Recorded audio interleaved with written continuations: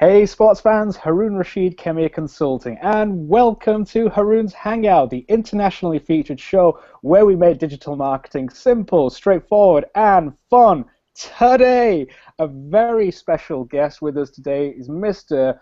John Hotowka, and John is basically a great guy. He is the achievement thinking speaker. He gives individuals and teams insights and practical tools to build resilience, manage change, and achieve more. But what I really like about John is that when he speaks, he draws from his experience of running a solo business for 25 years as a professional speaker, humorist, and get this, kids, magician as well. So we're really happy to have John on the show. So welcome, John. Welcome. Oh, thank you very much for inviting me along, Haroon. It's a pleasure to be here. Thanks. Hey, it's great to have you. We've been wanting to have you on the show for a long time. You've had a haircut and everything. Special, and I'm wearing aftershave.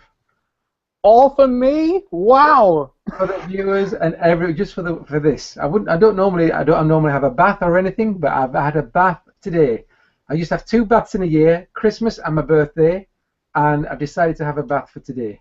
Wow, I can't tell you, I am so privileged that you had a bath and you shower, everything. That's great. And a haircut and everything. You know what's funny though, John, is that I actually had a shave just for you. Did you? Because yes, I did. I had a bit of rough going on, but I just shaved just for you. So That's looks fine. like we're both. The banister needs sandpapering this weekend. Sorry, go on. Okay, so back to the show. Can we be serious? Do you mind? This is serious. Okay, keep it together. Okay, so John, really happy to have you on the show today. Thanks for coming on, and I wanted to talk to you specifically about the achievement thinking that you've got. And I know that there's 5 key elements, but I wanted to see how that achievement thinking can be applied to marketing specifically, because we're a marketing show. And I want to see that how could CEOs or marketing managers and social media managers use your tips to actually make stuff happen in their business? Because we all know you could have the best marketing plan in the world, but unless you've got someone to actually drive that thing through, it's not going to work. So does that sound good? Yeah, that sounds perfect. Great. Awesome. So do you want to just tell us what those 5 key elements are, please? Well, before we touch the 5 key elements, the thing that we need to know about, and I'm sure your viewers will know this, you need to know who your market is. You need to know who your buyers are. You need to know who your influencers are, and you need to know who your allies are. And once you know that kind of information, then you can use the achievement thinking principles to get to those people. So let's assume that we know exactly who we are selling to, marketing to. There are 5 basic principles. The first principle, and it's all about mindset at the end of the day. The first principle is to develop an awareness of unhelpful thoughts and actions. So it's developing awareness of our own unhelpful thoughts and actions so that we can change those unhelpful thoughts and actions into helpful thoughts and actions. Second element is to get out of our own way and ask for help. Because quite often we let our egos get in our own way and we don't ask for the help that we need when we need it. Third element is focus. Exactly what are we focusing on? We need to focus on what is helpful to us as opposed to what is unhelpful to us. And what we'll do later on, we'll touch on being problem focused and being solution focused. Being problem focused isn't helpful, being solution focused, helpful. Fourth element, that's right, fourth element. Surround yourself with a support group. We have to do what we have to do on our own, but we don't need to do it on our own. In other words, we're the individuals that need to take the action with regards to our marketing, but we don't have to make our decisions, if you like, on our own. We can get feedback from other people and support. And then the 5th element is have fun. What your program, I wouldn't say what your program is all about, but it's an important element of your program. Have fun. But it's not about just having fun for the sake of enjoying ourselves, although that is an element of it. It's about becoming more productive and using having fun to become more productive. And we'll expand on that later.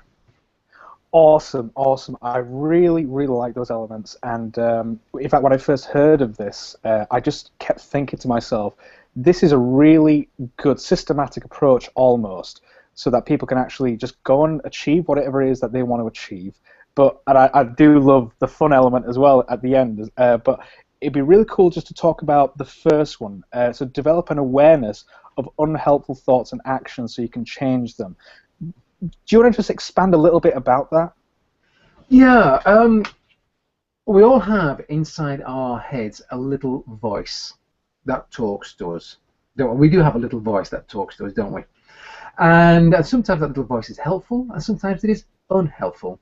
And there are things like, it's about the beliefs, it's all based on the beliefs that we have. And the beliefs that we have can be unhelpful. So some of these beliefs that we have might be things like, blogging doesn't work, marketing doesn't work, the market's flat, there's no business out there. Now, are these beliefs justified? Are they true? Or I don't have the time is a perfect one. I don't have the time. I've heard myself say that so often. Are they actually justified? Now, the thing is this, we can argue all day long whether they're justified or not, and what I've noticed over the years is that we humans love to justify our beliefs and actions. The thing is this, sometimes our beliefs and actions are not helpful. So what we need to do is ask a question. We need to ask, is this belief I have, is this action that I'm doing, is it helpful to me? Are these thoughts helpful to me? And if they're not helpful, then we need to change them. And here's how you can tell if you have a belief that isn't helpful to you. We'll do the theory first of all.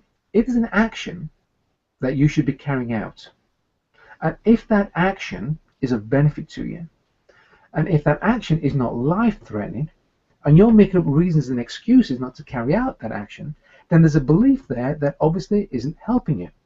The typical example is maybe I'm going to talk about online, but it might be that telemarketing, for instance, getting on the phone, doing the follow-up call. That is a situation that is definitely of benefit to us. It's not life-threatening. And yet there are times, or some of us will, oh, I don't want to make the phone call, don't want to do the follow-up call. And the reason they don't want to make the follow-up call, so we talk ourselves out of it, is because the beliefs that we have that are unhelpful are based on fear. And there are all sorts of fear. But in business, the biggest fears are the fear of rejection and the fear of failure. And they're just illusions. They don't exist at all, because we're not going to get killed, are we? So the solution is, are you ready? This is brand spanking new. Nobody's ever thought about this, of how to overcome it. This is how you overcome it. You want to hear it? I do, definitely. I'm excited, because this is cutting edge stuff. You ready? Ready. Just do it. Now, nobody's ever thought of that. Nobody's ever thought of that before. Just do it.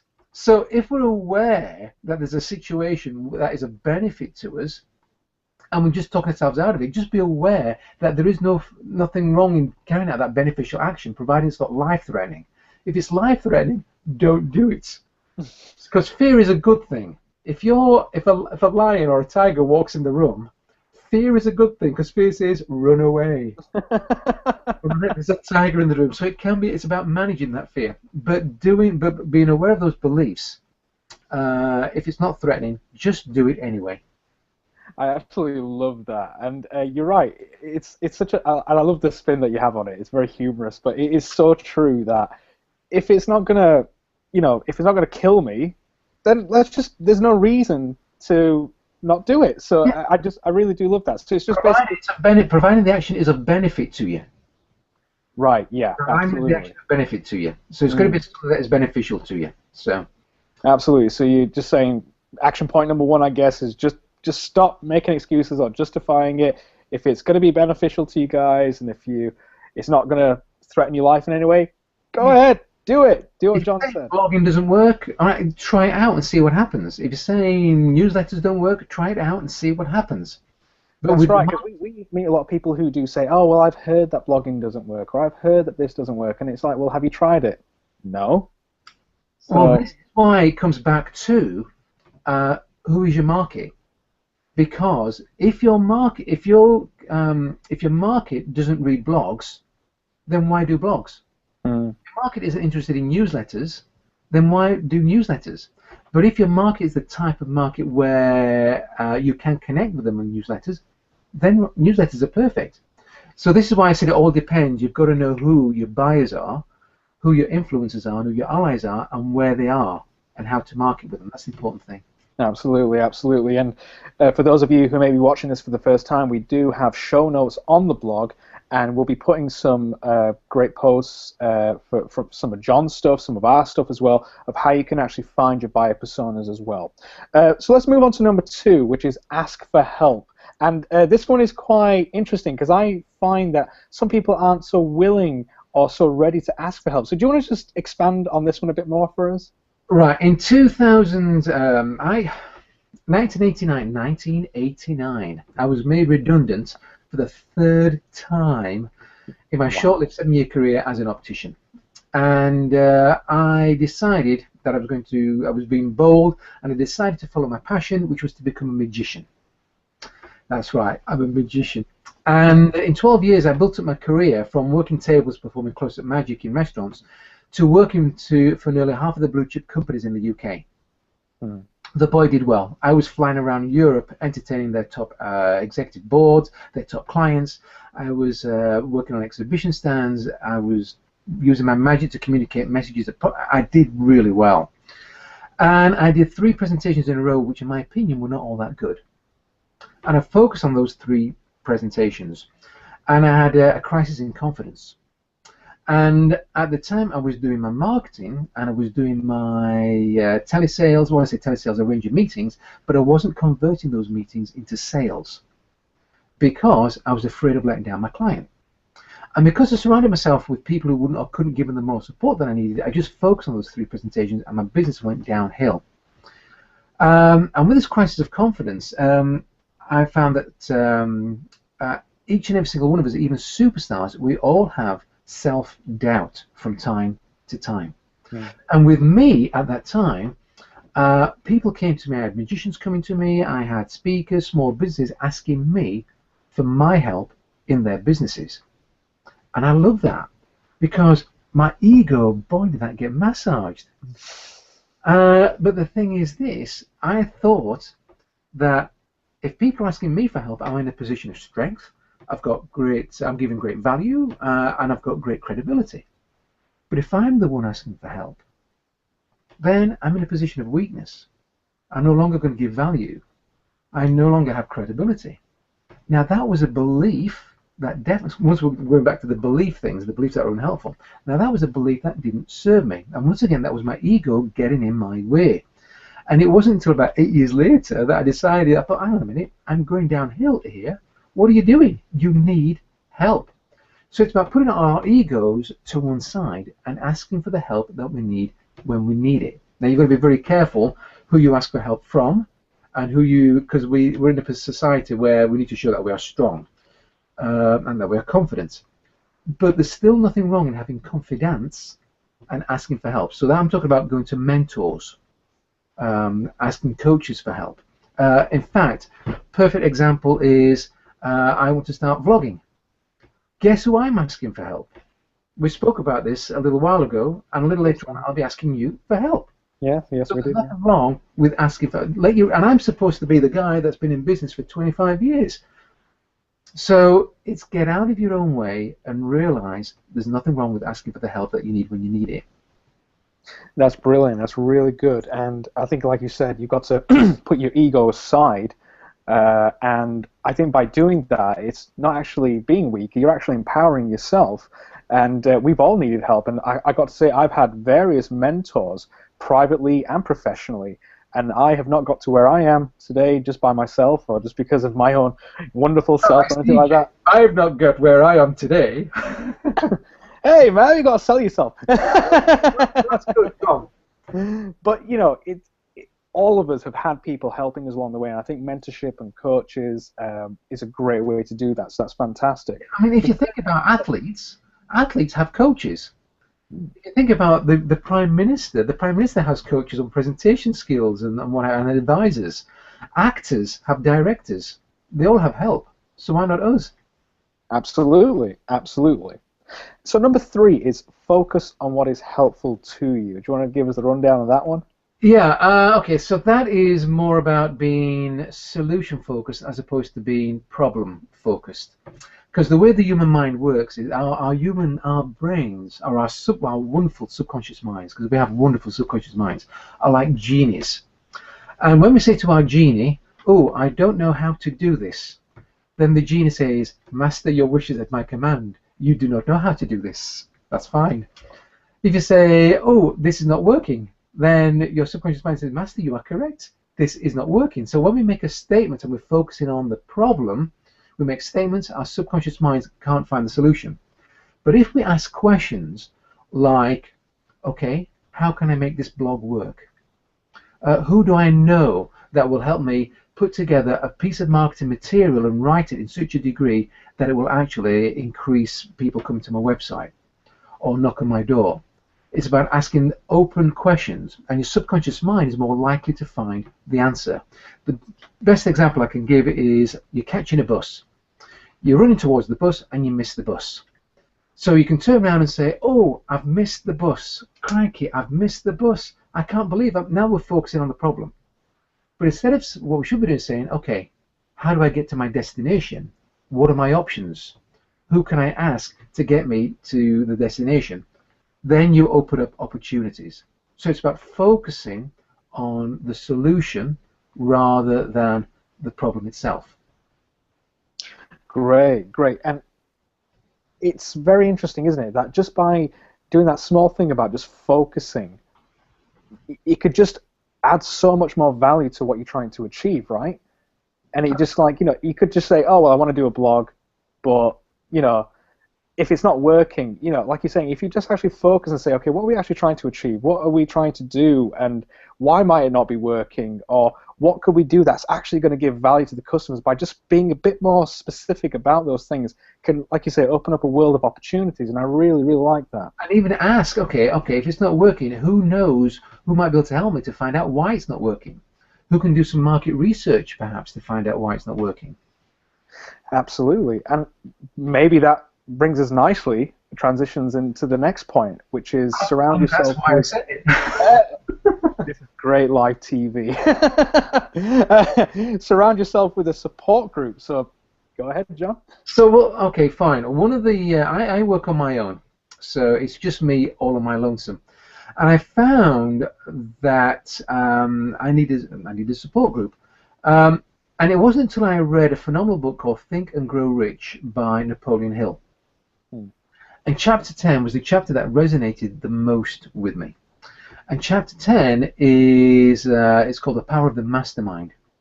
Modern day equivalents are things like peer learning groups or action learning groups. But this book was written in 1937, I think it was, and the principle of the mastermind goes back thousands of years. Basically what you do is, what I did was, I sat down and I thought, right, I'm building my business back up again. What is the kind of help that I need? So I might need some help with marketing advice, sales advice, whatever it was, but I made a list of those things. Then I said, right, who has that kind of information? And I made a list of the people that had that kind of knowledge. And then I made a list of the things that I could offer them. Because this is not about paying in monetary terms, this is about paying in kind. This is about building relationships. So I thought, what can I offer them? And I'm a very fortunate person in this because I belong to the Professional Speaking Association. I know that you've spoken at the Professional, the PSA. Yeah. And it's full of experts. And by the way, you can either do this within your own organization and develop your own team if you're part of an organization, part of a company. If you're part of an association of some sort or you're part of a club, maybe you surround yourself with those people. But I did it with the people in the PSA. And I contacted about 10 people, and the group narrowed down to about 6, because you need about 3 to 6 people. And what happens is, we meet up once every 2 months. And we're spread all over the country, by the way. I'm in Bradford, I have 2 colleagues in Manchester, one in the northeast, Newcastle way, somebody down the south end on sea. And we each bring an issue that we have to the table. And then everybody else uses their collective insight, knowledge, and expertise to help that person find a solution to that issue. And then it's the next person's turn. This is the issue that I have. And then everybody uses their collective insight, knowledge, and expertise to help that person find a solution. And then at the end of the meeting, we turn around and we say, okay, fine, what are the action points for the next meeting? And we do that for 2 reasons. First of all, one brain. I'll start again. First of all, 4, 5, or 6 brains looking for a solution is far more powerful than one brain looking for a solution. And also, you'll have accountability. When you say, this is what I'm going to have done for the next meeting. If we do something for ourselves, we're likely not to do it. I'll put it off. I've got the gardening to do. I've got to put some air in a cupboard. It's a very busy day I've got. But if we're accountable to somebody else, we're more likely to do it. So surround yourself with a support group. And with marketing, it's about, these are the people you can ask. Okay, I need some ideas to market. Right, what can I do for a marketing campaign? What would be my hook? What can I do that's quirky this time? Ask your group.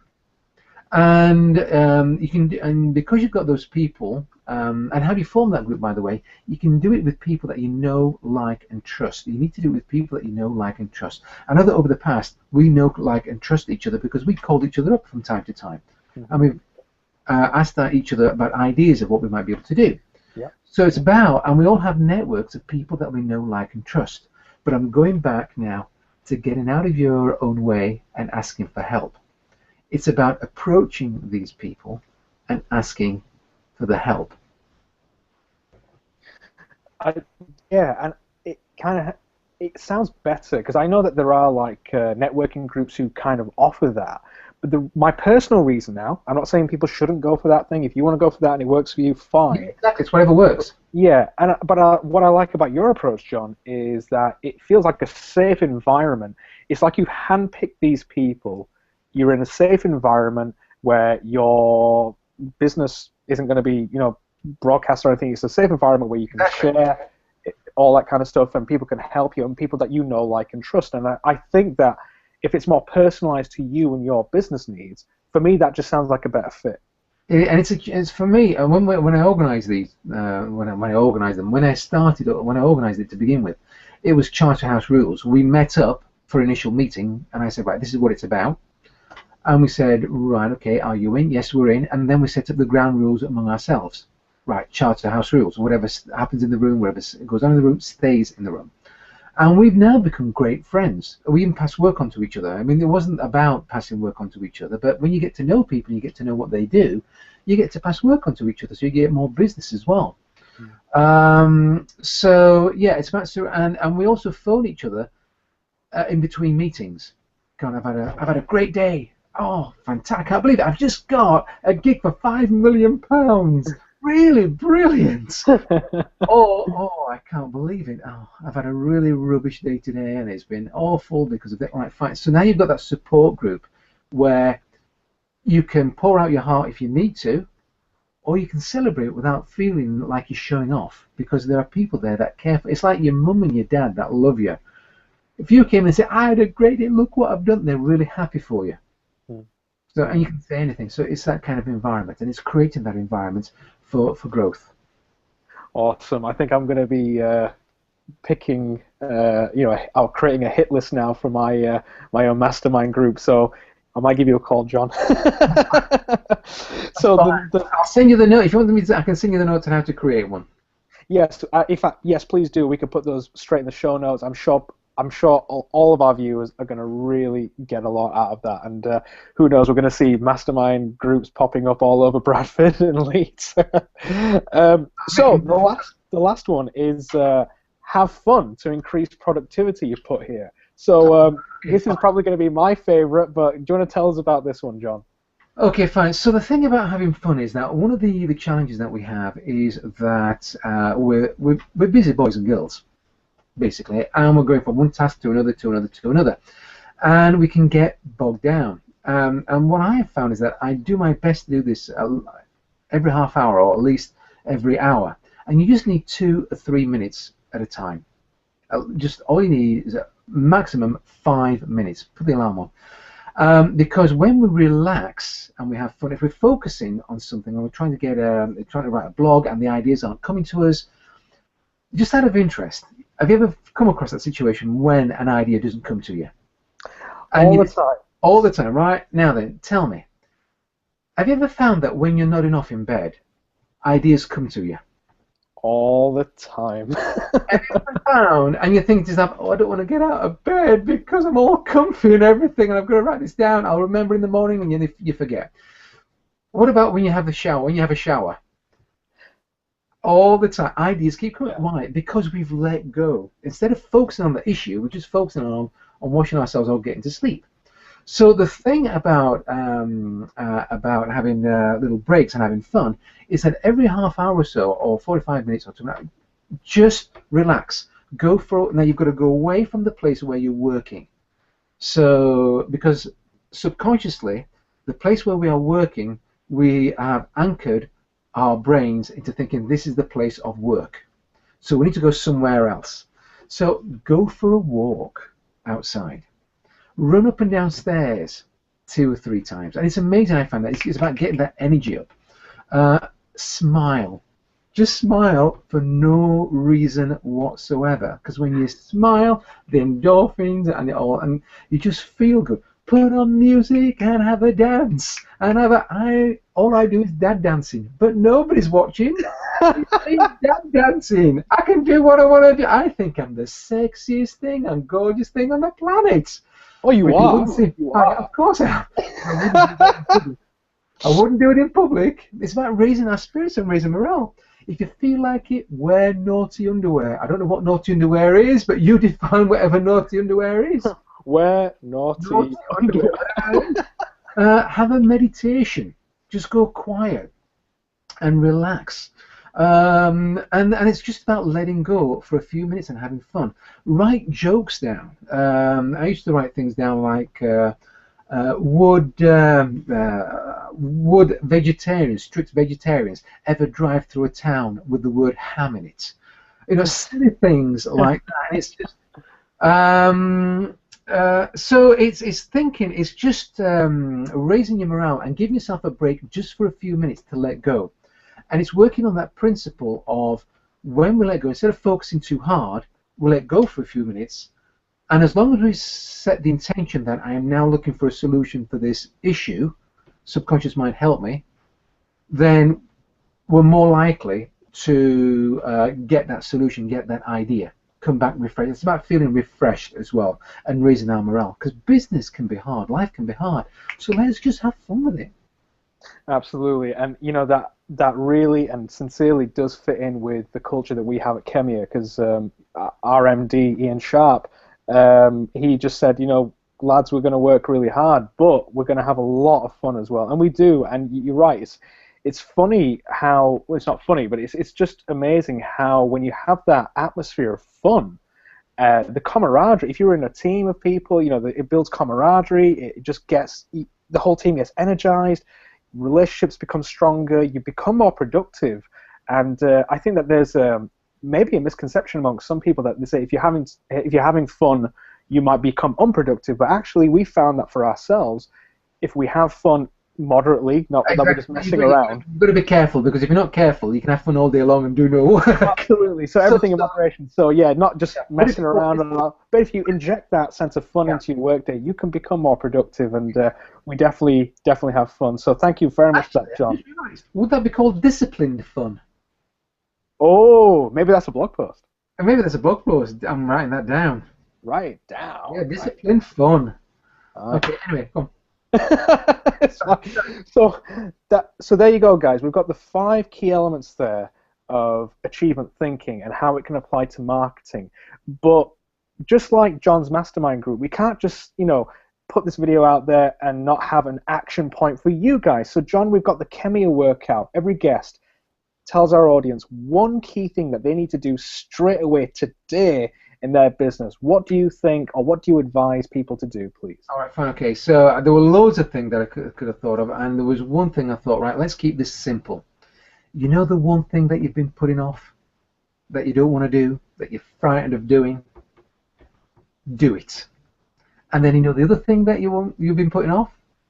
Do that as well. And then another thing that you've been putting off? Do it.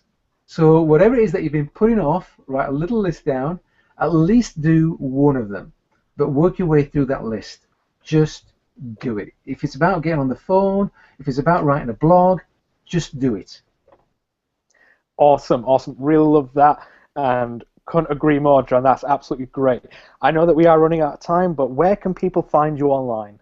All right, so my website is allthews.Hotowka, that's Hotowka, HAROON'S.co.uk.